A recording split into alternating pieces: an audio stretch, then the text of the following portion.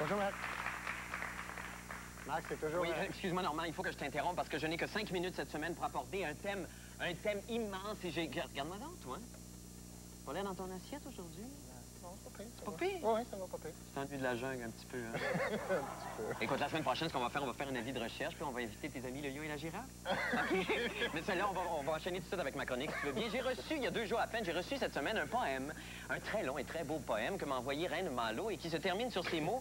Tomate, tomate, je m'ennuie de ta couche. Tomate, tomate, donne-moi le jus de ta bouche. Encore ça brosse, Reine? Non, ceci dit, ça m'a donné une très bonne idée de chronique cette semaine parce que moi, personnellement, j'adore la tomate. Je trouve que la tomate est un fruit parfait, pur et innocent, dont la vision arrive à nous faire oublier les pires atrocités comme la guerre, la maladie et la garde-robe de Jeannot Bergeron. Mettons donc ces choses affreuses de côté et plongeons, si vous le voulez bien, dans le monde merveilleux de ce fruit si particulier. Tu sais, Normand, que l'histoire de la tomate est sans aucun doute une des plus grandes épopées qu'ait connue l'humanité.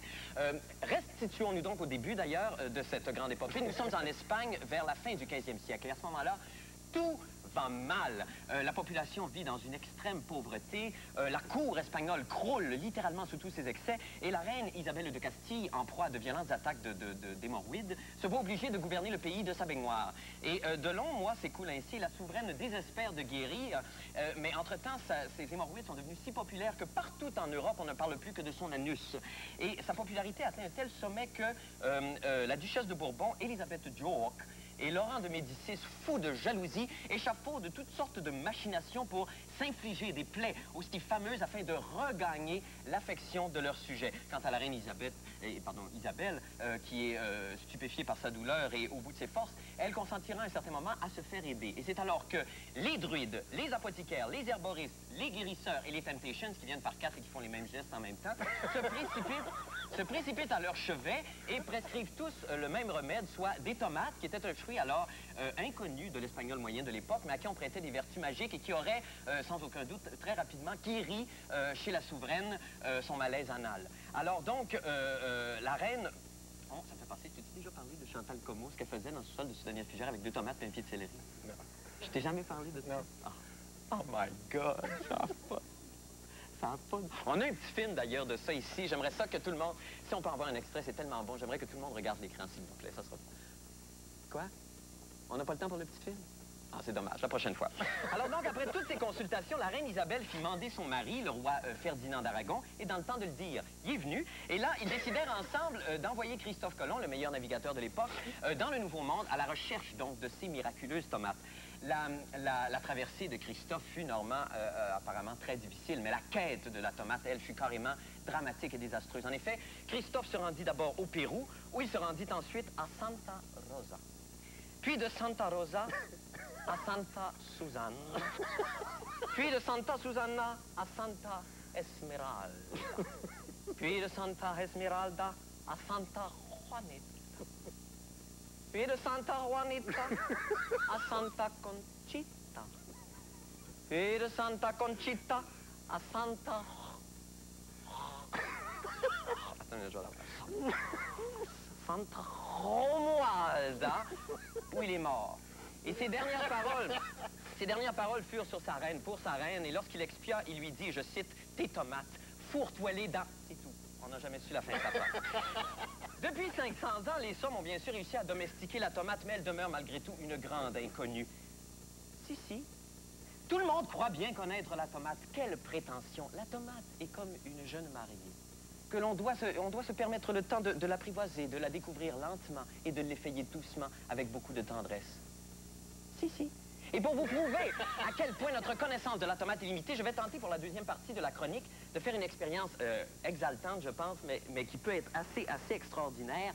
Je vais tenter, grâce à mon grand pouvoir de concentration, de vraiment rentrer dans le cœur de la tomate et de là faire partager mes impressions donc aux millions d'auditeurs de Beau et Chaud. Alors, si tu veux bien, Normand, on va par exemple faire quelque chose. Tu vas mettre ton sarrau.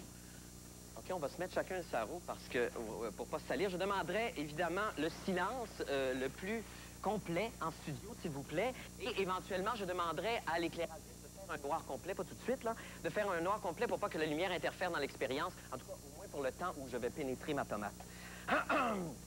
Allons-y donc. Normand, si jamais il devait m'arriver quelque chose, puis si jamais on ne devait plus se revoir, là, je vais te faire partager un grand secret. Oui. Le petit chaperon rouge, c'est vrai. C'est vrai, je le sais, c'était moi. J'ai eu tellement peur. Adieu, Normand. C'est possible de faire le noir, s'il vous plaît?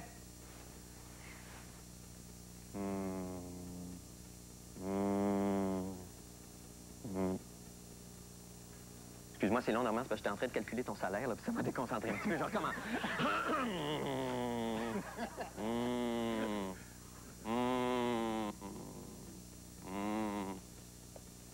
Vous pouvez maintenant ouvrir. Je suis présentement, Normand, dans le ventre de la tomate. Peux-tu t'approcher un tout petit peu, Normand?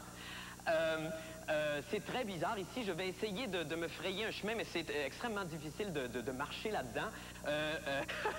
Je peux te dire tout de suite que c'est très beau. C'est très beau. C'est comme quand on arrive à Venise pour la première fois. C'est choquant, c'est insultant de beauté.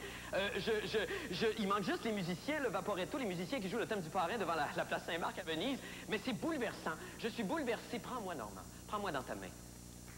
Prends-moi, caresse-moi, Normand. Caresse-moi doucement. Oh, donne-moi un baiser. Petit baiser. Ah, la tomate a toute contractée, ça m'a chatouillé, c'est tellement bon. OK, brasse-moi maintenant, Normand, brasse-moi. Brasse-moi pour vrai. OK, wow, ouais, je vais avoir mal au cœur. Et là, je vois une lueur, Normand, je vois une lueur. Je vais me précipiter vers la lueur. Et, oh mon Dieu, Normand, il y a plein de monde ici. Je vois plein de monde. Et oh mon Dieu, Normand, crois-le ou non, devant moi, il y a Elvis Presley, John Lennon, John Kennedy. Je vois une autre personne qui s'avance. Oh mon Dieu, mais c'est Yolande. C'est Yolande, Normand. C'est Yolande qui me tend sa petite patte et qui me demande de la suivre. Je ne veux pas la suivre, Normand. Normand, je ne peux pas la suivre. Normand, écoute, je m'en fous de ce qui va arriver. Lance la tomate, Normand. Lance la tomate sur le mur. Lance-la. Lance-la vite. Je ne veux pas suivre Yolande. Lance-la vite.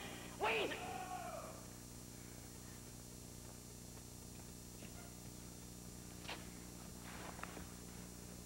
J'ai vu des choses. J'ai vu des choses extraordinaires. Mon message ici s'adresse aux enfants. Arrive un certain moment, on entre dans l'adolescence. À ce moment-là, on perd toutes ses illusions et on est tenté de trouver une fuite ou un refuge dans la consommation d'alcool ou de stupéfiants. C'est pas correct, mais c'est tout à fait légitime. Il faut que tout le monde fasse ses expériences. Mais je vous en prie, pour l'amour de vous, ne vous laissez jamais séduire par les tomates. Merci beaucoup. À la semaine prochaine. Il te manque la brasse.